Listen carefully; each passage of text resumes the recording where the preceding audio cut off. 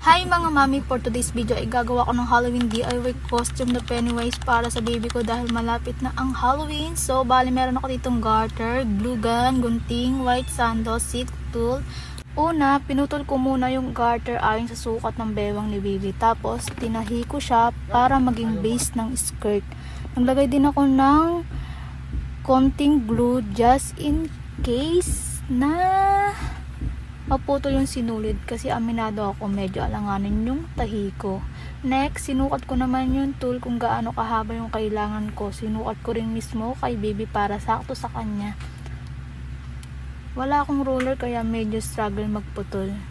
Pero tsinaga ko na lang. Pinutol ko siya na para bang lapad ng ruler isa-isa hanggang sa makuha ko lahat ng strips na kailangan ko.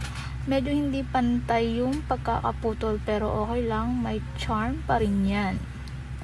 Pagkatapos ay nilagay ko na yung tool sa garter. Madali lang to, ibubuhol mo lang isa-isa hanggang mapuno. Ulit-ulitin mo lang yung process hanggang sa mabuo mo na yung skirt. At ayan, charan, tapos na. Sinadya ko talaga na hindi pantayin, may mahaba at maigsi para mas magandang tingnan, lalo na sa harapan parang layered effect ba.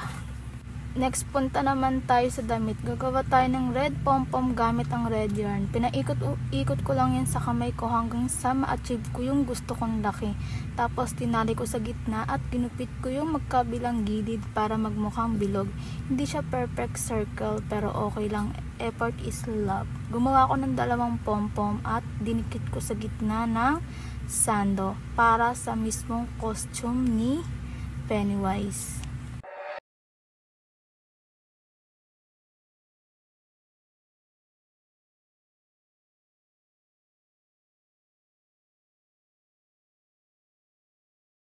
After nun, kinuha ko naman yung shoes ni baby. Nilagyan ko rin ng maliit na red pom-pom para match sa outfit. Same process lang tulad nung sa damit. Ikot, tali, gupit.